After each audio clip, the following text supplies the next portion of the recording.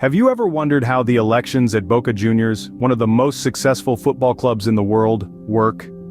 In the bustling city of Buenos Aires, Argentina, there's a football team that has not only captured the hearts of its citizens, but has also etched its name in the annals of football history. Boca Juniors. With a legacy steeped in victories, and a fan base that spans the globe, Boca Juniors stands as a testament to the passion and spirit of football. But beyond the cheering crowds and the roar of the stadium, there lies a fascinating facet of the club that often goes unnoticed. The elections. Yes, you heard it right. Elections. The process that determines the leadership of the club. It's a democratic system, encapsulating the same fervor and intensity as the matches themselves. A game off the field that's equally important as the one on it. Intrigued yet? Well, you're about to find out. Boca Juniors, a club with a rich history, has a unique election process that's deeply rooted in its past. Established in the bustling neighborhood of La Boca in Buenos Aires, Argentina, in April of 1905, Boca Juniors has grown from a humble group of Italian immigrants into one of the most successful and influential football clubs in the world. The story of Boca Juniors is a story of passion, resilience, and community. In the early days, the club was more than just a football team. It was a beacon of hope and a symbol of unity for the working-class immigrants of La Boca. From these humble beginnings, the club's democratic principles emerged, with every member given a voice in the club's decisions. This sense of community and shared responsibility laid the foundation for the club's election process. In the early years, club decisions were made collectively, with every member having an equal say. Over time, as the club grew both in size and prestige, this democratic process evolved into a more formal election system. The club's constitution, established in the 1920s, formalized the election process, stipulating that the club's president and board of directors would be elected by the club's members every 4 years. This system, revolutionary at the time, ensured that the club remained in the hands of its members, preserving the sense of community and shared responsibility that has been at the heart of Boca Juniors since its inception. Over the years, this election process has seen its share of drama and controversy, reflecting the passion and intensity that define the club and its supporters.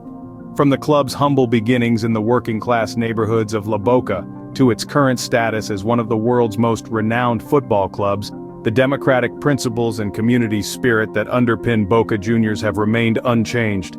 This history set the stage for the club's current election process. Boca Juniors elections aren't your typical club elections. Imagine this: a football club where the voice of every fan matters, where each supporter has the power to influence the club's direction. Welcome to the world of Boca Juniors. Here, the election process goes beyond the confines of boardrooms to engage its supporters in a truly democratic manner. Let's delve into how this process works. First, it's important to understand who has the right to vote. At Boca Juniors, any member who has been in good standing for at least 1 year has the right to participate in the election process. This means thousands of fans get to have their say, not just a select few. Now, let's talk about how the votes are cast. Voting at Boca Juniors is conducted in a traditional manner. On election day, members come to the club's headquarters, La Bombonera Stadium, to cast their votes. Each member is given a paper ballot where they denote their preferred candidate and drop it into a ballot box. It's a process that fosters a sense of unity and camaraderie among the fans as they gather at the iconic stadium, the heart of their beloved club, to shape its future. The final piece of the puzzle is determining the winner. The candidate who receives the highest number of votes wins the election. It's as simple as that. No jargon, no convoluted calculations, just a straightforward democratic process. It truly embodies the spirit of one member, one vote. And what's the result? An election process that is transparent, inclusive, and representative of the Boca Juniors community. It empowers the fans, making them active participants in the club's journey, not just passive spectators. That's the beauty of Boca Juniors elections. It's a process that's deeply rooted in the club's ethos, reflecting its commitment to democracy and the voice of its fans. The election process at Boca Juniors is a testament to the club's democratic values. Over the years, Boca Juniors has had many notable elections. These events are the beating heart of the club's democracy and have shaped the course of its illustrious history. Let's take a trip down memory lane and revisit some of the most memorable elections. In 1995, Mauricio Macri, a businessman and future president of Argentina, became the president of Boca Juniors. Macri's election was a game-changer, as he brought a business-oriented approach to the club's management. His tenure saw the club winning numerous titles, including the Copa Libertadores and the Intercontinental Cup. Then came the 2011 elections, where Daniel Angelici emerged victorious. Angelici's presidency was marked by his knack for making strategic signings. Under his leadership, the team clinched several key victories, including the coveted Argentine Primera Division. But perhaps one of the most significant elections in Boca Juniors history was in 2019. That year, club legend Jorge Amor Emil returned as president after a 10-year hiatus. Emil had previously served as president from 2008 to 2011. His comeback was seen as a triumph for the club's traditional values, and under his leadership the club continues to thrive. And who could forget the nail-biting elections of 2020? The contest between Emil and the opposition was so close that it was decided by a mere handful of votes. This election was a testament to the power of every member's vote and the democratic spirit of Boca Juniors. These elections, each notable in its own right, have left indelible marks on the club. They have brought in leaders with different visions, strategies, and philosophies. They have seen the club through highs and lows, victories and defeats, and have shaped the club's destiny. These elections have shaped the club's history and continue to influence its future. They are a testament to the democratic spirit of Boca Juniors and the passion of its members. So here's to Boca Juniors, a club that's as much about football as it is about its people and their choices. In the recent years, Boca Juniors elections have continued to make headlines. The club's democratic approach to leadership has seen a number of competitive elections unfold. Let's delve into the most recent ones and their outcomes. First, we take a look at the 2019 elections, which marked a significant turning point for the club. As the final whistle blew, Jorge Amor Emil emerged victorious, notching up more than 50% of the votes.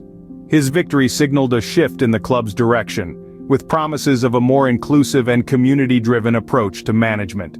Fast forward to 2021, and the club found itself in the spotlight once again. This time, it was the vice presidential elections that captured the attention of football fans worldwide. The race was tight, but ultimately it was Juan Roman Riquelme who took the vice presidential reins. Known for his legendary status on the pitch, Riquelme's win signified a fusion of the club's illustrious past with its promising future. But what about the most recent election in 2023? Well, this one was a nail-biter. With the club's future hanging in the balance, the elections were a hotbed of anticipation. The final tally saw a narrow victory for the incumbent president, Emil, who held on to his position by a slim margin. Amidst a wave of public support, he was entrusted with the responsibility of steering the club through the next term. These elections, each with its own unique narrative, have shaped the course of Boca Juniors' journey in recent years. From Emil's community-centric approach to Riquelme's embodiment of Boca's legacy, the club's leadership reflects its diverse and passionate fan base. In a world where football clubs are often dictated by the whims of a single owner, Boca Juniors stands as a beacon of democracy. The club's members, rather than a select few, have the power to influence its direction. These recent elections reflect the club's ongoing commitment to democracy and its desire to maintain its status as a top football club. So, what can we learn from Boca Juniors elections? As we journeyed through the annals of Boca Juniors history, we discovered how this celebrated football club has always upheld the spirit of democracy. The unique election process at Boca Juniors, where every member has a say in the club's future, is a testament to its commitment to inclusivity and fairness. We dived into some of the most notable elections, where the club's destiny was shaped by the will of its members. These moments of decision-making have left indelible marks on the club's trajectory, shaping its success on and off the field. Our exploration of recent elections also gave us a glimpse of how the club continues to evolve, while holding true to its democratic principles.